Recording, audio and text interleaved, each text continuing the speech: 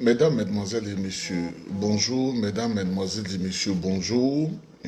Comme je vous l'ai dit, je suis dans une période où professionnellement je suis très occupé. Je n'ai pas du temps du tout. Je n'ai pas assez de temps. Et c'est pourquoi, dans la méthode de donner la parole, j'ai dit à mes jeunes de le faire sur les réseaux sociaux parce que de plus en plus, mon temps est vraiment bizarre. Mon temps est bizarre et ces jeunes le font très bien et ils le font mieux que moi. Je voudrais vous saluer.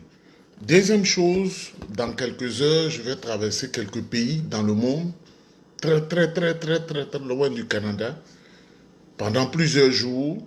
Donc imaginez, je ne peux pas faire une vidéo politique si je suis par exemple en Arabie Saoudite.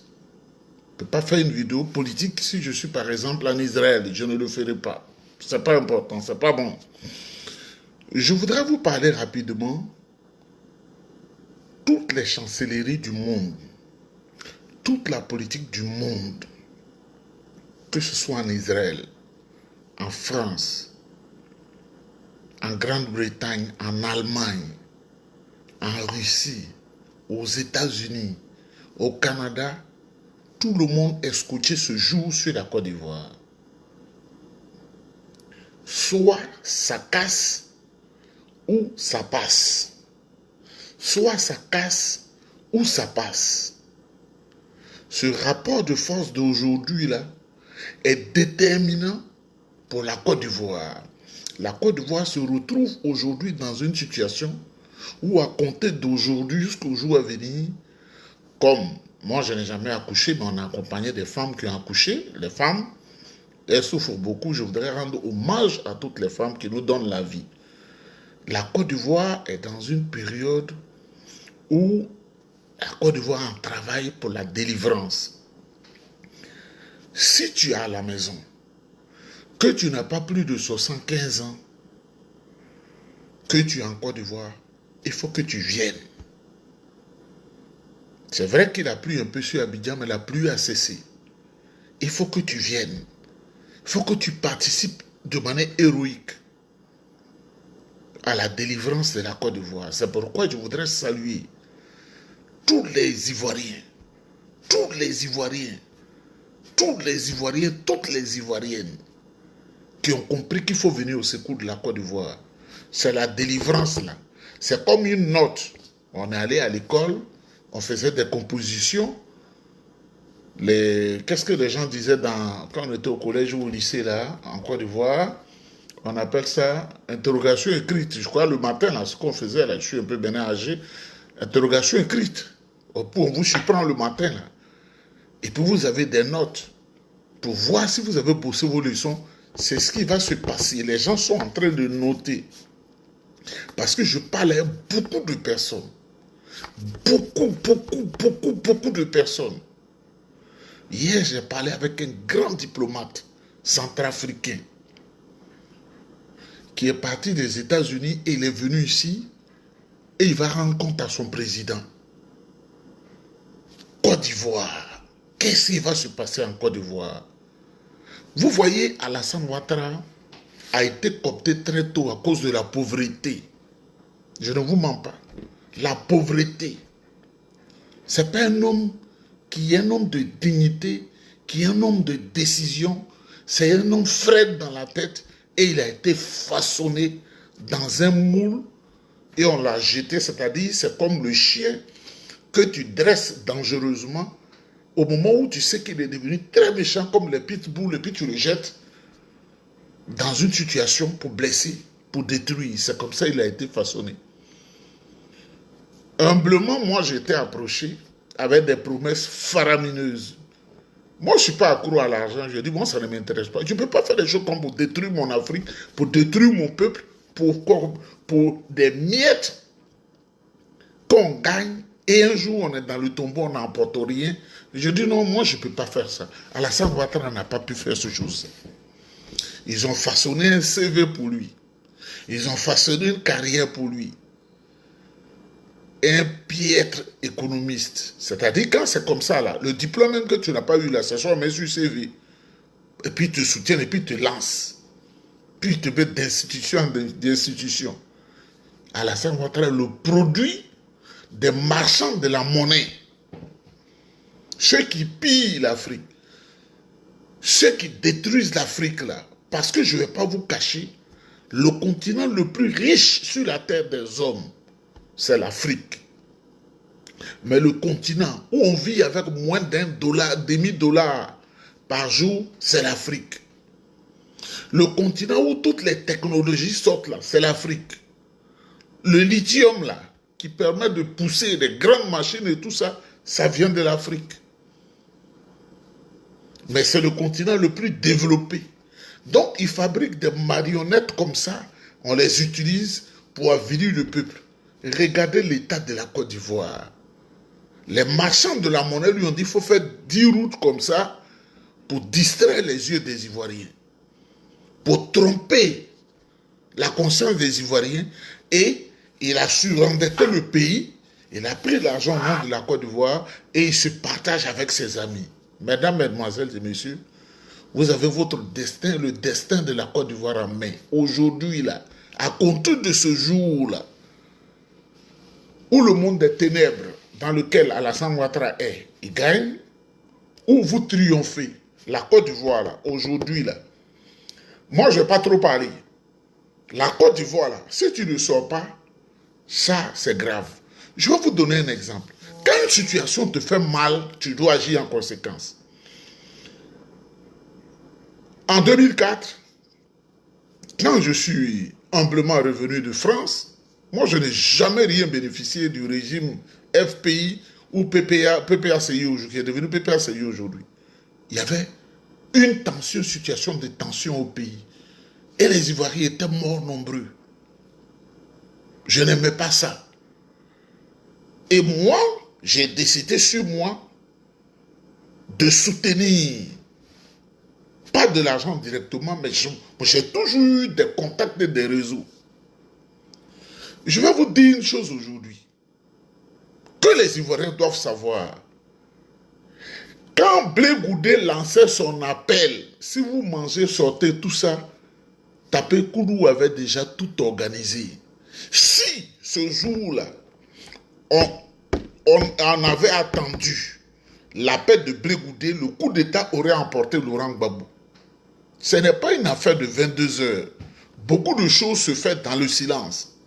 Avec la FECI, on n'a pas voulu une certaine situation en Côte d'Ivoire. Moi, je n'ai jamais rien bénéficié de M. Laurent Gbagbo et ses hommes. Mais quand son pays est en danger, alors que je suis venu en Côte d'Ivoire, j'étais au chômage, mais j'ai toujours eu des amis qui m'aident. Nous avons organisé, avec un vieux M. Keïta, autour d'une somme de 15 millions de francs CFA. La FECI, là, on avait déjà l'information à partir d'un colonel militaire français qui a dit le coup d'État doit se passer à 17 h. Donc il doit sortir du 43e Bima pour avancer et aller faire le coup d'État. Mesdames, Mesdemoiselles, Blé Goudé n'a rien fait. Je vous décris aujourd'hui. Les jeunes de la FECI, là, ah oui, ils sont dynamiques. Je vous dis la scène, hein, parce que Blé parle, nous on ne parle pas. Les jeunes de la FECI sont allés prendre des autobus à côté de l'université ou à l'école de police là. Ils se sont mis dedans, des étudiants. J'ai demandé à un, est-ce que tu as le permis? Il dit non. Et le bus tank comme ça, ils sont allés barrer le rond-point d'Akwaba. Si tu ne connais pas Akwaba, tu es maudit. C'est à Port-Boué. J'ai organisé. J'étais devant l'école de police. J'assume ça aujourd'hui. Ils se font sortir 30 bus. Parce que les gens soient sortis de leur camp pour venir faire coup d'État en Côte d'Ivoire. On a dit non. Ce qui s'est passé en 1999, on ne peut plus accepter coup d'État en Côte d'Ivoire. C'est moi qui étais à la manœuvre. Et Tapé Koulou était en arrière. Vous avez compris? C'est de l'argent qui circulait. Parce qu'il fallait que des gens mangent. Si tu es en Côte d'Ivoire, je vais t'encourager à dire mon pays doit être délivré. À 17 h, le rond-point à Kouaba était barré des autobus. Tous les étudiants étaient là. Et tous les réseaux, tout le monde était là. À 18 h, les militaires français sont restés bloqués. Ils ne peuvent pas écraser toute la population pour passer. C'est ça qui est la vérité. Dites à Blé Goudé, mon petit frère, que nous, on ne parle pas. Parce que le livre que je suis en train d'écrire, là, ça va transformer beaucoup de choses en Côte d'Ivoire. C'est moi qui étais à la manœuvre. C'est le vieux Keïta qui mettait de l'argent. Vous comprenez? Mais les gens de Gbagbo étaient tellement méchants. Qui envoyait du pain? C'est la boulangerie du vieux Keïta. Pour nourrir les gens qui étaient à l'hôtel Ivoire, qui étaient devant la maison de Gbagbo. On voulait sauver la Côte d'Ivoire. On n'a jamais rien demandé. Donc, je voudrais encourager des patriotes ivoiriens. Si tu aimes le pays que toi un peu plus, il faut donner à manger aux jeunes qui sont dans les rues. La Côte d'Ivoire, c'est maintenant que ça tourne. Hein. Si tu penses que tu dois sauver ton pays, oui, naturellement, il faut que ta poche sauve ton pays. Les jeunes de la Fessie, tu dois les aider. Comme on tournait, pour ne pas que les Ivoiriens meurent, moi je l'ai fait. Vous comprenez? Mais je ne veux pas mettre en danger la vie de certains cadres qui sont en Côte d'Ivoire, qui ont aidé à le faire, parce qu'ils sont en train d'écrire un livre, pour ne pas me dire, ah, c'est celui-là qui a fait ça, qui a fait ça, qui a fait ça. C'est ça qui est la vérité. On s'est beaucoup battu. Aujourd'hui, c'est aujourd'hui. Alassane Ouattara, là, si aujourd'hui, à partir d'aujourd'hui, là, on l'a raté, c'est qu'ils ont décidé, les marchands de la monnaie, pour les 5 prochaines années, là, d'ici, tu vas être en Côte d'Ivoire et puis devenu fou. Ils ont envoyé des choses bizarres dans le pays, des télévisions bizarres pour vous distraire. Pour détruire, ils ont détruit l'école. Parce que c'est l'école qui forge l'élite. L'élite de demain. Ouattara ne fait rien au hasard. Hein. En utilisant Kandia comme ministre de l'Éducation nationale, il sait ce qu'il faisait. Il faut les détruire. Il faut détruire ce pays. Il est en mission. Et le président Faure-Boigny, qui a été un grand homme, on lui a imposé Ouattara. Nous, on a vécu cette période-là. Si tu ne le sais pas, là, je vois des gens qui font des interventions vidéo. C'est le président Faure-Boigny. Il n'a pas dit à Ouattara de venir. C'est les marchands de la monnaie. Si tu as besoin d'argent, tu as besoin de ça, c'est comme ça. La Côte d'Ivoire connaît des problèmes où on achetait le cacao à 200 francs CFA. C'est les mêmes toubabs là qui bloquaient tout. Nous, on a vécu ça en 1987, 1989. Le prix du kilo de cacao, c'était 200 francs. Même, on donnait des petits reçus aux planteurs, on ne payait pas. Qui achète le cacao? C'est le toubab. Il dit, n'achète plus le cacao ivoirien. Or, notre économie, là, c'est l'agriculture. Où Faure-Boigny avait des problèmes. On dit le vieux, dans la bataille du cacao, ils disent qu'ils ne veulent pas. Si tu as besoin d'argent pour booster l'économie de ton pays, notre pion qui est Ouattara, il faut le prendre. Si vous étiez à la place de Félix Faure-Boigny, vous allez faire quoi? Je préfère le moindre mal au grand mal. Mais le président Faure-Boigny parlait à des aînés qui nous parlaient. Il faut se méfier de ce monsieur-là.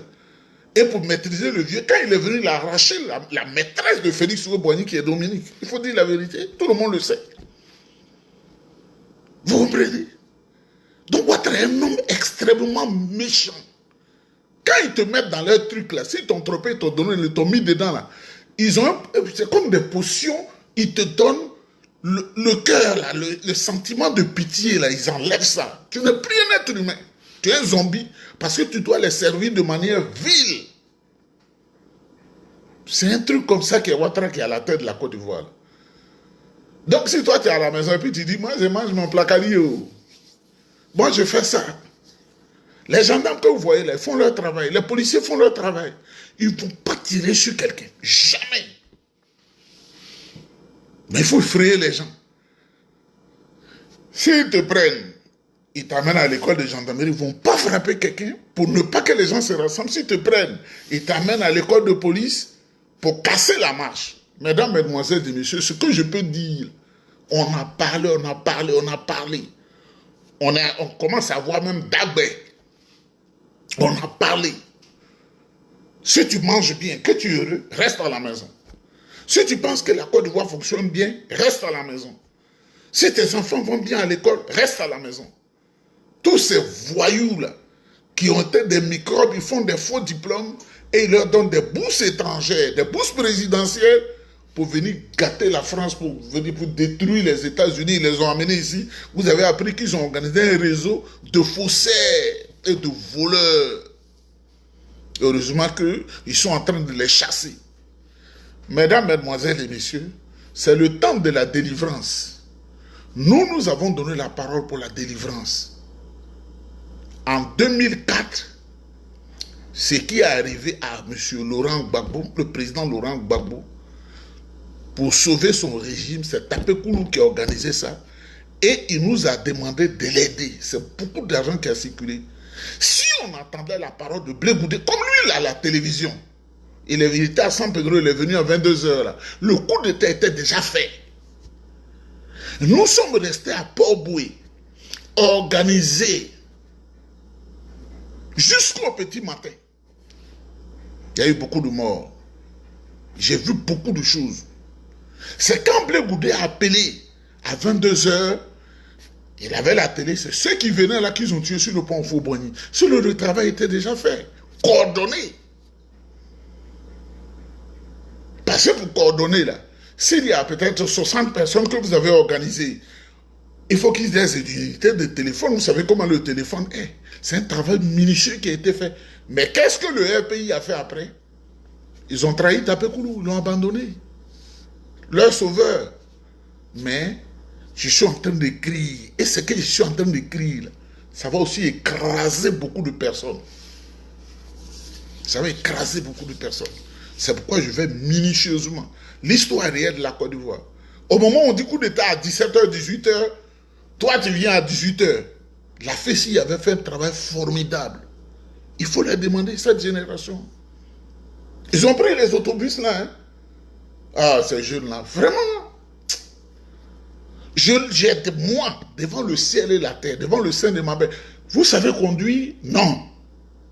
Et ils sont pleins dedans, et puis ils font comme ça, comme ça, comme ça, comme ça, comme ça. Mais ce qui me faisait mal, vous allez traverser les ponts là avec ça, et dit oui. Ils sont partis. Et il y a un même qui m'a fait rire, il dit vieux père, toi tu conduis, mais nous on considère que l'autobus c'est comme le vélo. Tu fais le volant comme ça, tu t'en vas, et puis tu as plus le truc là seulement. Je suis resté comme ça. Je ne peux plus les en dissuader parce que le colonel français nous a dit, il était marié à une femme ivoirienne, il nous a dit, les chats sortent pour faire coup d'État et il y aura autre chose. C'est toute cette colère-là qui était à l'hôtel Ivoire. Toute cette colère qu'ils ont déversée sur les gens avec le général Poncé et Destremo, c'est des choses qu'on a vécues. Il faut être là où on sauve ta nation, où on protège ta nation. Parce que la Côte d'Ivoire, une fois que Ouattara est parti là, parce que lui, pour se maintenir, il n'a pas besoin de construire de bons hôpitaux, il n'a pas besoin de faire... Il s'en fout. Il donne à ses parrains là, qui lui disent tu n'as jamais gagné d'élection. En 2010, tu n'as pas gagné l'élection. Ceux qui parlent aujourd'hui du Conseil constitutionnel pour dire les décisions du Conseil constitutionnel ne peuvent suivre aucun recours. C'est le Conseil constitutionnel qui avait parlé en 2010, non? Et puis ils sont allés reprendre Yao Paul André. Et puis, ils ont dit autre chose. Même Conseil constitutionnel aujourd'hui, cette prostituée, camarade Nababa, on dit que les décisions du Conseil constitutionnel ne peuvent faire l'objet d'aucun recours. Mesdames, mesdemoiselles et messieurs, il faut chasser Ouattara. Hein? Parce que s'il se maintient là, ceux qui le tiennent là, avec la corde du chien là, ce qu'ils vont lui imposer là, contre la Côte d'Ivoire, ça sera très grave. Vous avez vos destins en main. Nous, on peut vivre ici. Moi, je peux vivre ici. Et puis me faire enterrer à Saint-Jérôme. Parce que j'ai acheté un lopin de terre. J'ai dit, si la mort me surprend, enterrez-moi ici. Vous comprenez? J'ai dit, si la mort me surprend, enterrez-moi ici. Je m'en fous. La seule chose qui me fait un peu mal, ma mère vit encore. Sinon, les enfants ont leur assurance, ils sont tout.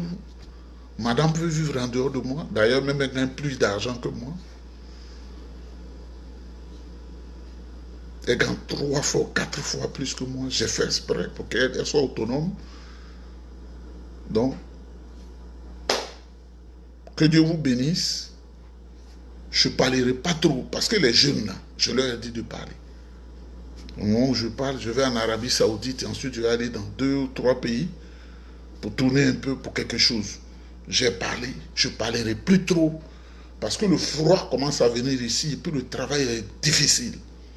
Que Dieu vous bénisse, on est ensemble.